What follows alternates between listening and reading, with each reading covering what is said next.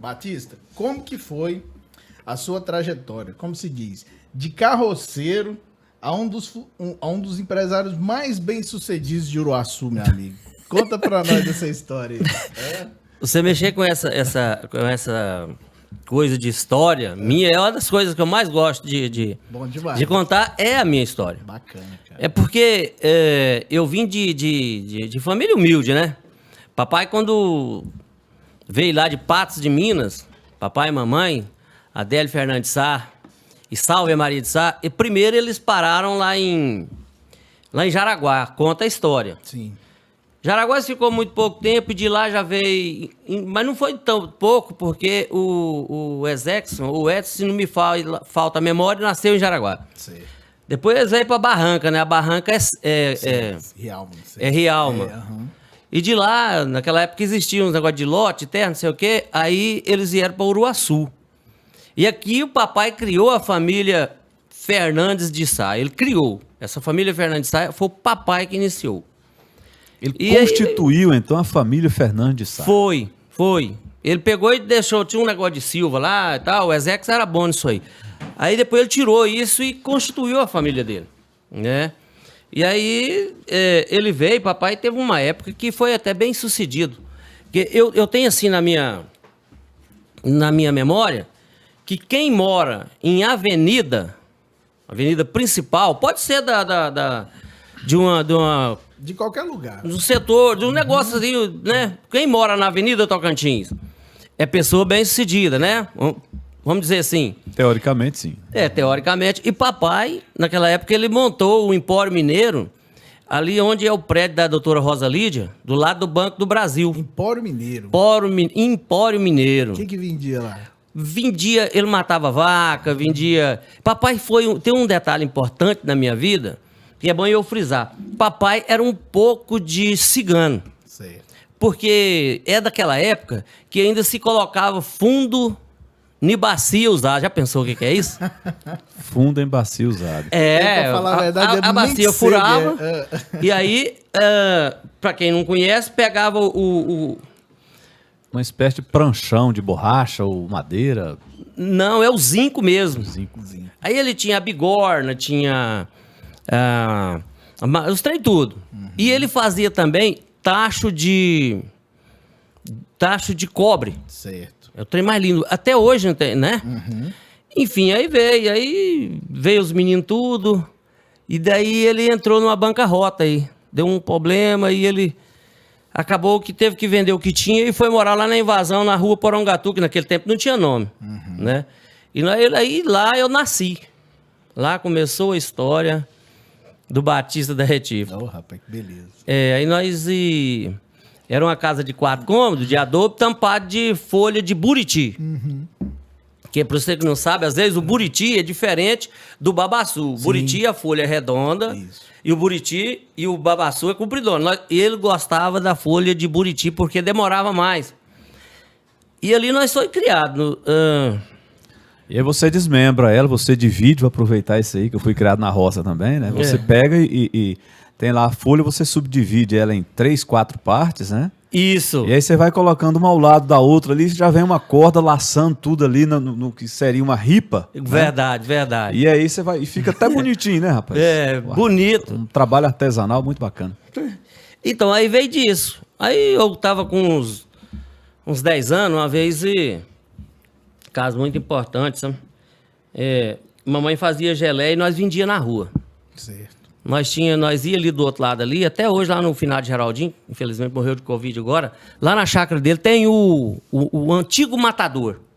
Aquilo lá pra nós era uma benção, que nós papai fazia umas carrocinhas, um caixote com 2 rodinhas, um varalzinho, e nós pegava aquele trem, descia pra lá, e chegava lá, o seu Geraldo Pereira, finado Geraldo Pereira, ele matava 2, 3, 4 vacas lá naquela época. Aí ele deixava nós limpar o matador dele, tudo certinho, belezinha. Aí ele dava o couro pra nós tirar aquela carninha, que tal. Dava os pés das vacas pra nós carregar. Enfim, nós pegava aquele trem, jogava no caixotinho com a rodinha e vinha embora. Atravessava a BR naquela época, BR 153. Diga-se de passagem, né? Ela foi construída para caminhãozinho 1113, 1313, 1111, Fusca, Brasílias. Nós estamos falando de que época, Batista? Época de... Vamos aí... 50? Eu tenho 58 anos há 50 anos atrás. 50 anos atrás. É. 60, E até 70, hoje, é. vamos sair um pouco, abrir um... 70. Até hoje a BR-153 mantém a mesma estrutura, por isso que virou a BR da morte. Né? Porque saiu esses caminhãozinhos... Estreita demais, E né? entrou os bitrem, os rodotrem, né? Os carros que andam 100 por hora, 200. Enfim, aí nós atravessávamos aquilo lá, mas não tinha perigo. E nós vendia. Depois eu comecei também a vender pudim lá da Dona Tota.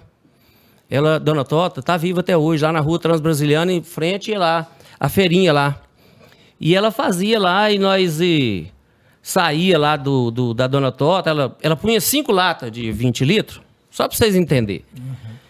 E essa lata de 20 litros, como se fosse esse copo aqui, ela colocava uma garrafa aqui e furava aqui e colocava outra. E enchia de serragem de serraria. Sim. E quando tirava, ficava fornainho, punha a roda de pudim. É o pudim mais gostoso do mundo, não existe aquele. rapaz. Como hoje nós Interessante, temos, hein? Nunca vi fazer dessa forma. e como hoje nós temos o melhor tucunaré do Brasil, que tá ali no Lago Serra da Mesa. Era Maravilhoso. tudo artesanal. E de lá nós saímos, a Rua Transbrasiliana, o Charles, o Mota, era só um trieirinho, sabe? E acontece que nós saímos daqui lá, moço, mas o pudim cheirando demais, a Dona Tota punha aquele melzinho assim, punha aquele Cobertura. de queijo ralado. Que maravilha. E nós não aguentávamos. E nós vinha passando o dedo naquele trem, Comia vinha aquele o rolo lucro danado. Mas ninguém nunca reclamou disso aí, você acredita?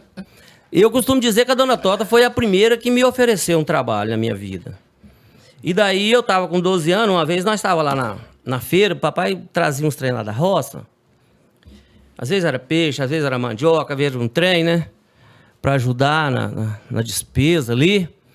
E aí nós ia lá pra feira pra vender esse trem. Um dia nós retornando lá pra casa, e aí o cidadão que tava lá, o seu Juticael, ele falou assim: ô, seu Duque, o senhor podia deixar o Batista voltar com a carroça lá na feira e pegar uns trem lá pra mim. Era menino, moço, eu tinha de 11 anos, né? E aí eu voltei com ele, né? Eu costumo dizer que quem mexe com carroça, pelo menos o golpe de vista tem demais, que você fica de um lado e sabe onde o pneu vai passar do outro. Exatamente. E aí, cara, eu cheguei lá, busquei os trens do seu Juticael e tudo. E aí quando chegou, quanto que é, seu Duque? Não, nada não. E ele pegou e me deu o dinheiro. Aquele dinheirinho, sabe? E eu gostei daquele faro. Quando foi no outro dia, eu saí com a carroça sozinho na rua e comecei a pegar frete. E começou e foi, Deus foi abençoando. Vão despertar. Eu era tão pequeno que eu chegava, meu ponto era lá na Casa Guimarães. Lembra da Casa Guimarães, algum de vocês?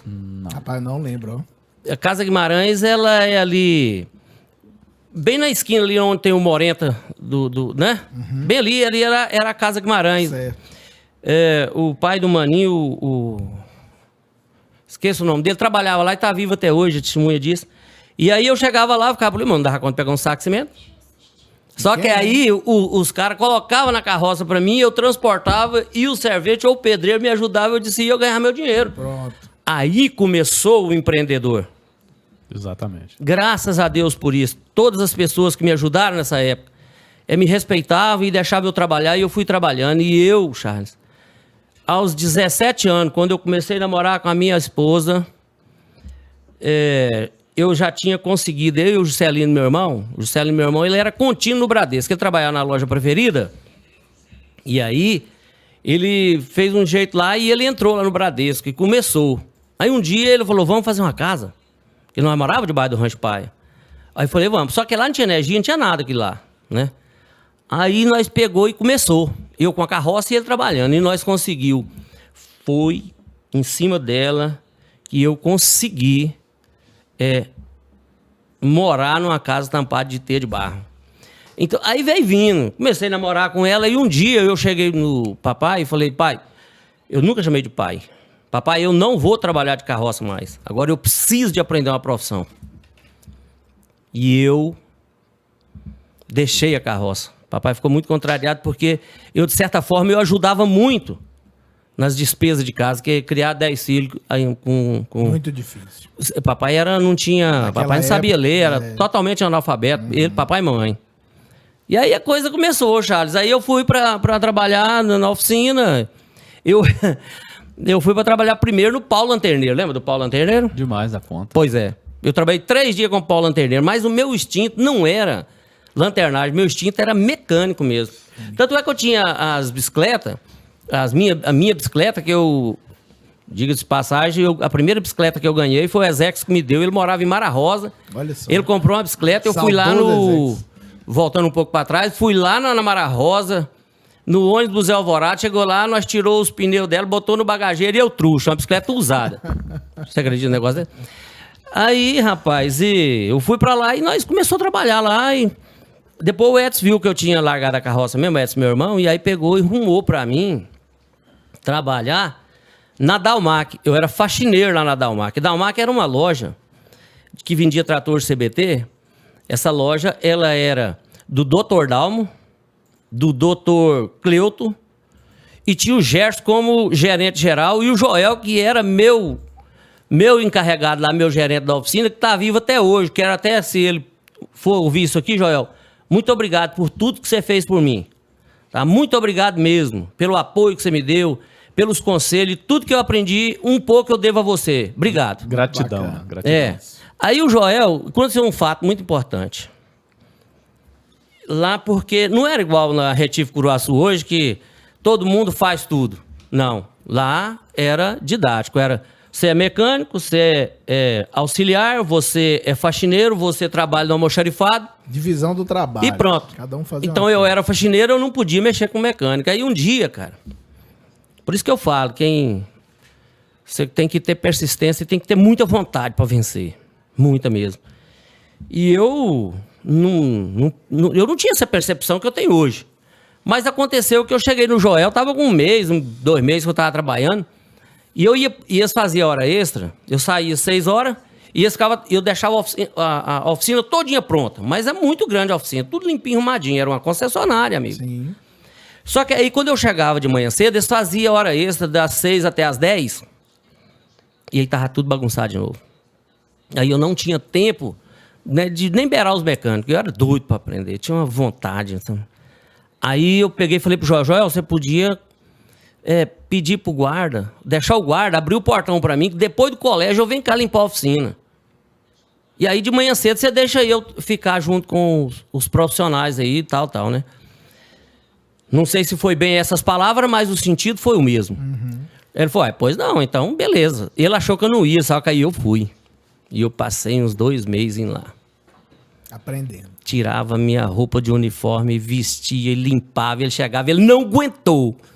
Não aguentou, me tirou de lá. Passou eu para almoxarifado. Almoxarifado mandou eu pro pátio, montar implementos. Do pátio me mandou para a oficina, passei a auxiliar. De auxiliar virei mecânico, cheguei ao topo. De lá eu fui trabalhar na Urodiesel, que infelizmente a Dalmac fechou. Nesse intervalo, antes de fechar, teve um outro fato importante. Eles terceirizou a oficina e veio 3 senhores de Itumbiara. Um deles é o Orestes Ferreira do Carmo, pai do Júnior, lá da Retífica União. E esse cara, ele já é falecido, esse cara eu devo pra ele muito. Muito mesmo. Você vê quantos personagens vão aparecendo ao longo de uma história, né? Esse cara eu devo pra ele muito. E aí o que faltava em mim, ele deixou eu fazer.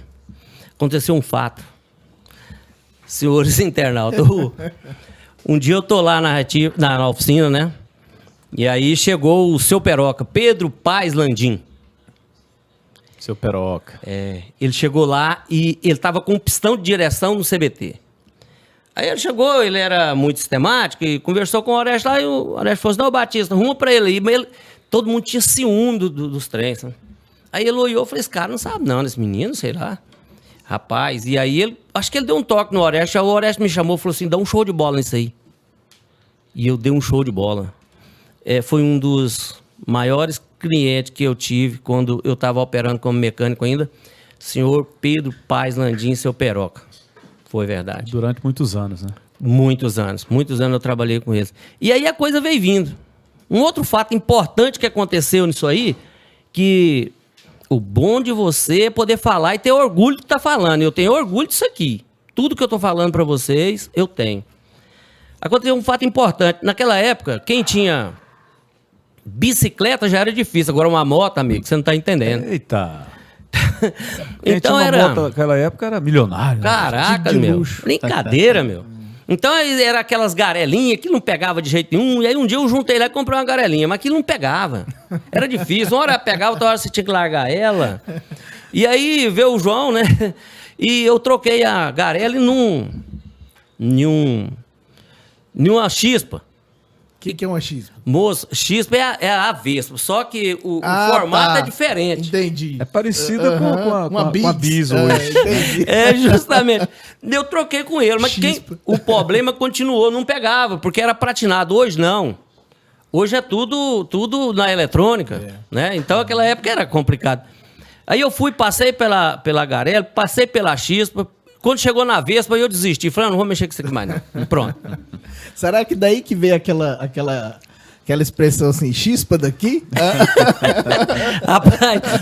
Rapaz, chegou... Porque naquela época, cara, quando eu tava na Dalmax, sim, mas quando o Oreste e os meninos lá de Tombiara pegou, não, eu não tinha carteira, não tinha nada.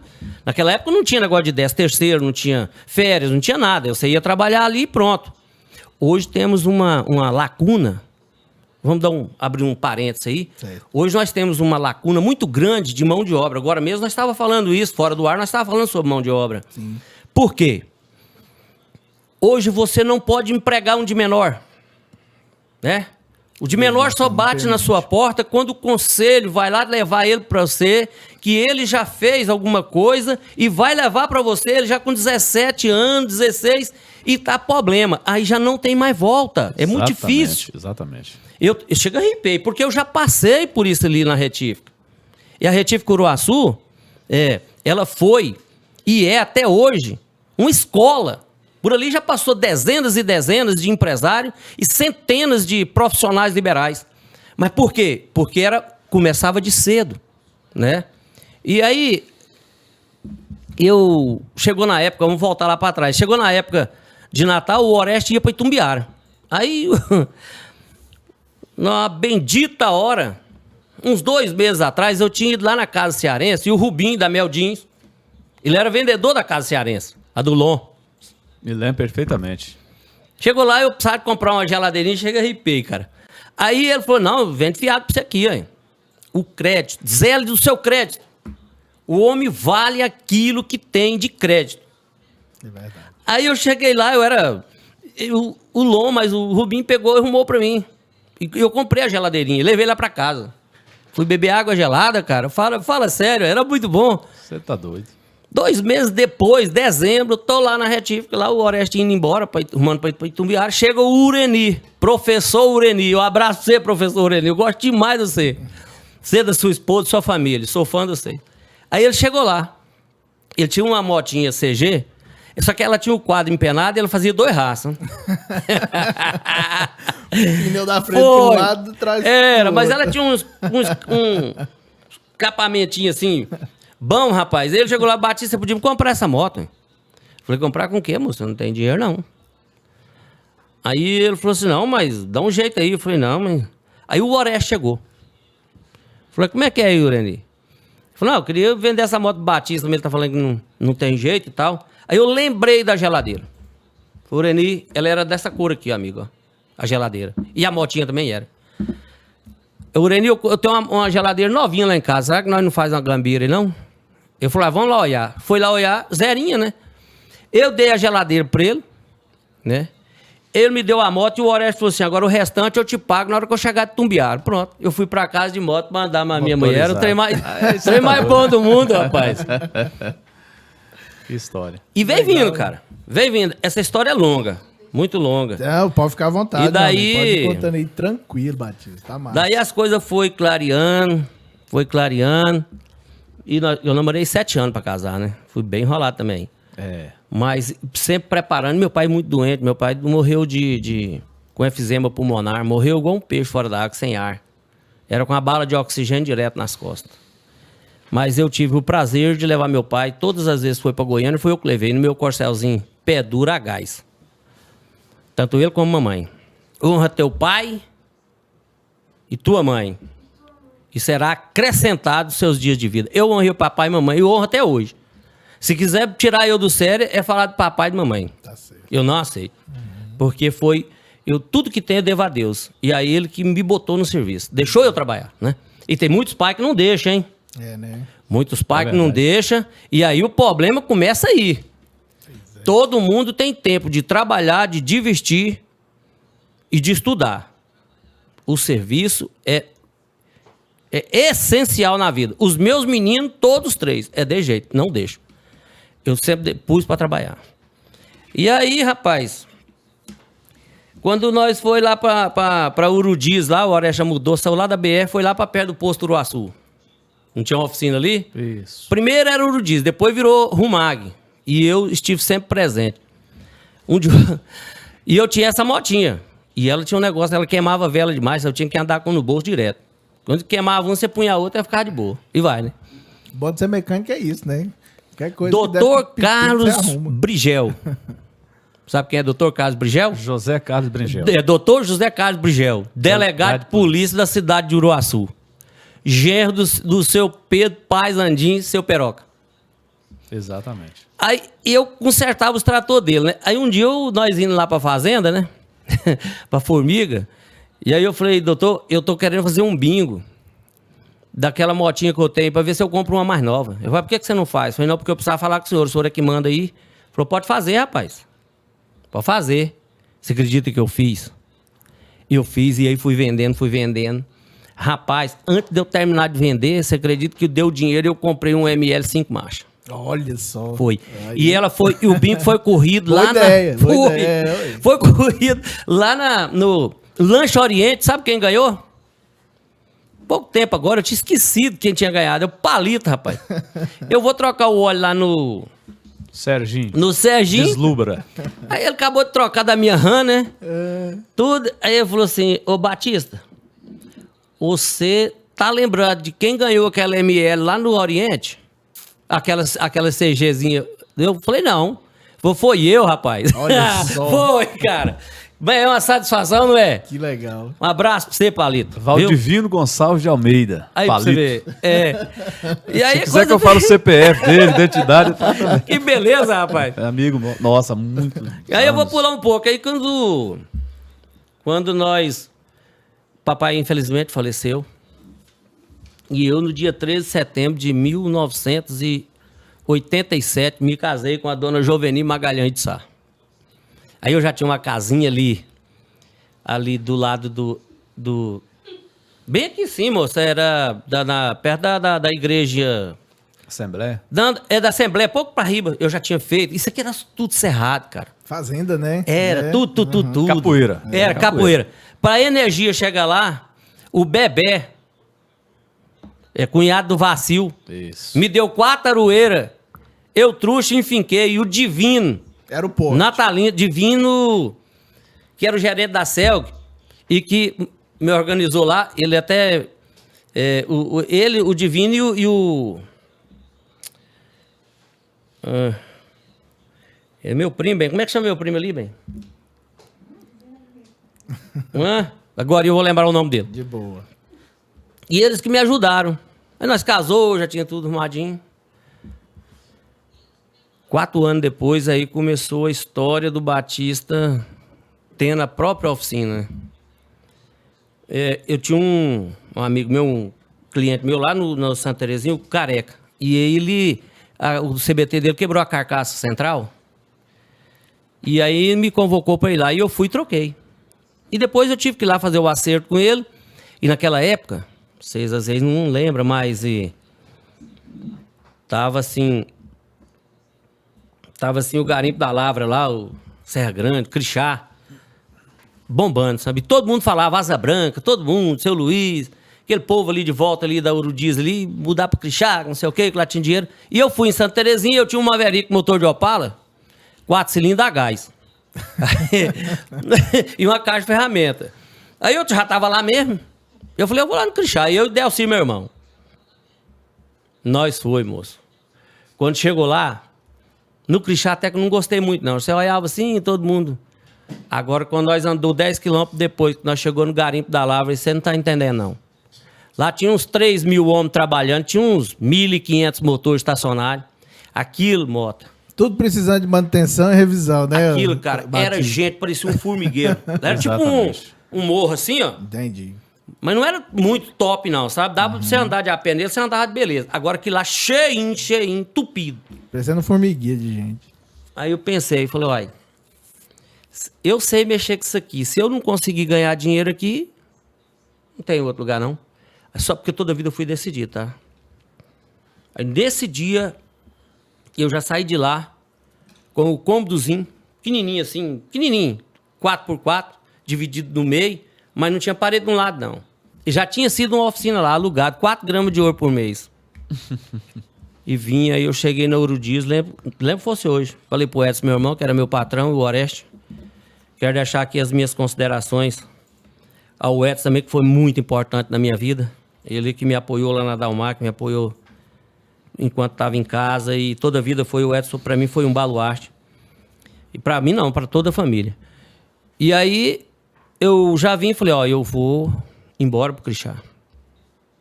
Lá pro Garimpo da Lava. Eles não acreditou. E eu tomei uma caminhonete emprestada, inclusive do seu Hélio, sogro do Edson. E ele deixou nós ir e nós foi. Eu botei uma girafa em cima. Girafa é aquilo que você tira o motor. Pra ser bem prático. Uma caixa de ferramenta, uns trem. E aí eu sempre fui cliente do Chieta. Lembra do Chieta? Já ouvi falar. Não... Chieta dessa família Chicó. Sim, sim. O Tonho Chicó, o irmão dele, Antônio Chicó, Martim Chicó. Aquele lugar ali era do Chieta. Chieta tinha um açougue ali. Então ali era o lugar de eu comprar. E eu fui lá e comprei uns 2 metros de linguiça com o meu morreu. Sabe o que é que linguiça com o meu morreu? É a linguiça lá... mista. Aquilo foi eu que pus o nome naquele trem. Fica lá no sol, lá exposto, lá uma semana, lá do lado de fora. E eu chegava lá e falava pro Chieta assim, falou, ô Chieta, dá 1 quilo de linguiça com o meu morreu. E ele falava, você nunca morreu, rapaz? Então, brincadeira, né? E aí nós foi, cara. E lá começou. Graças a Deus, nós chegou eu e o Delci, nós garrou lá e aí era motor, cara. Aí dentro de 6 meses eu já tinha lá uns 12 funcionários. Pagamento tudo em ouro. Tudo em ouro, cara. Era os Estados Unidos dentro do Brasil. Né? E aí, rapaz, as coisas foram dando certo. E eu que nunca tinha ido em Goiânia, aprendi a ir comprar os trem. E aí, quando 1 ano e meio que eu tava lá, eles começaram a botar os postes para colocar energia. E tinha um rapaz lá que fazia martelo, guincho, grelha, aquele trem, sabe? Era o material que usava no garimpo. E aí ele passou um dia lá de noite, eram umas 7 horas, eu falei, Mecano, tá acabando seus dias, hein? Por quê? Porque ia transformar tudo em motor elétrico. Né? Então o cara hoje só usa motor a combustão se não tiver energia. Aí eu era tão inexperiente que eu pensava que a energia ia me atrapalhar. E o progresso não atrapalha ninguém. O progresso, quando chega, você tem que mudar para ele. Adaptar. Foi. Se adaptar, exatamente. E aí, quando ele falou assim, ele falou para mim, né? Desanimar. Falei, rapaz, eu tô tendo recurso, meu sonho era comprar uma torneadora e eu vou comprar. E aí eu vim e comprei ali em Nova Glória, minha primeira torneadora. Aí teve gente que falou assim, mas você vai fazer o que aqui com isso? Falou, se não der nada aqui, eu ainda ganho dinheiro aqui, ainda de pôr no caminhão e pôr outro lugar que ganha, eu vou por Uruaçu, meu sonho era montar uma oficina. Agora uma torneadora, já tô grande. E por aí foi, Charles. Por aí foi, Mota. Quando eu cheguei a montar, cara, o Júnior, tá lá em São Valério hoje, o Júnior. Ele foi trabalhar comigo lá e aí nós pegou. Enfim, resumindo essa parte lá, eu fiquei 7 anos e de lá eu montei a oficina em Pirinópolis, montei a oficina em Natividade, do Tocantins. 7 anos depois entrou a época do Collor e mudou o sistema de dinheiro e tirou, não é que o ouro acabou, tirou o brilho dele. Então o cara gastava X para poder tirar X de ouro. Aí tava gastando tanto, não tava compensando mais. É verdade, verdade. Só que aí nesse intervalo, um dia, o Edson, meu irmão, me ligou lá tinha um Oreão e eu fui lá. Fazia fila no Oreão. Ixi. Era brincadeira. Não, moço. Orelhão, hoje em dia, tem gente que não conhece, nunca nem viu o Orelhão. Não. É. E lá tinha uma tal de cooperativa, era onde os garimpeiros e a lavandeira, onde bateava o material, e a cooperativa, onde os garimpeiros eram cooperados, tinha o Dr. Chico que recebia a porcentagem, enfim. Aí eu fui, ele falou, vai ter um leilão em Goiânia, de uma retífica lá e tal, você não... Eu falei, eu vou lá, ué. E eu peguei e fui. Eu cheguei lá, aquele meio mundo de gente, aí o que aconteceu? Quando você chega assim, o cara olha, você é muito franzininho, parece que eles não dá. E era um leilão do Bradesco que tinha 10 itens de equipamento de retífica. Aí eu muito nervoso, que não tinha experiência com aquilo. Inclusive, eu participei de um leilão ali. Aí eu cheguei lá e começou, era uma plana de superfície. E o cara botou lá, eu botei um lance, aí o cara botou, aí eu peguei e levantei a mão. Aí o leiloeiro falou, o que foi? Eu falei, por que você não pega os 10 itens e faz um lance só? Porque senão eu remato isso aqui e o outro remata de vira-brequim. Aí vai bagunçar tudo aí. Ele falou, vou consultar o banco. Consultou, falou, você garante o lance mínimo? Eu falei, garanto. E aí eu dei conta de comprar o trem. Olha, estratégia. Uhum. Aí Deus abençoou que eu dei conta e trouxe esses trem ali para aquele prédio da retífica, ok. Eu tinha ali um galpão já e tal, né? E eu guardei aquilo lá. Trouxe dentro dos caminhões. Falei, nossa, cara, foi bom demais. Foi vitória na minha vida. Aí eu trouxe aquilo lá. E por ali ficou. E o Edson, meu irmão, pediu para poder montar ela e funcionar. Enfim, e aí ele começou. E quando eu vim de lá para cá, um dia, nós ficamos em Crixá. Só para vocês terem uma ideia, assim, da amizade que nós já tinha lá. Nós ficou com o caminhão 2 noites lá em Crixás, carregado para vir embora, e os vizinhos não deixavam. Né? Rapaz. Até quero, se o Vélez estiver ouvindo, Vélez. Muito obrigado, cara. O dia eu tive com você no Facebook. Obrigado mesmo. Eu devo o maior apreço para vocês, o povo do Crixá. Tá? E aí, rapaz, nós pegou e veio embora. Nós estávamos subindo a serra ali da Hidrolina. O caminhão tinha na frente e eu, uma mulher atrás. E o André e o Paulo Henrique na caminhonete dormindo, eles eram tudo pequenininho. Aí a minha mulher falou um negócio lá, eu falei, ontem nós estava estabilizado. Hoje nós estamos desestabilizados. Eu vou voltar para uma raiz que eu deixei 7 anos atrás.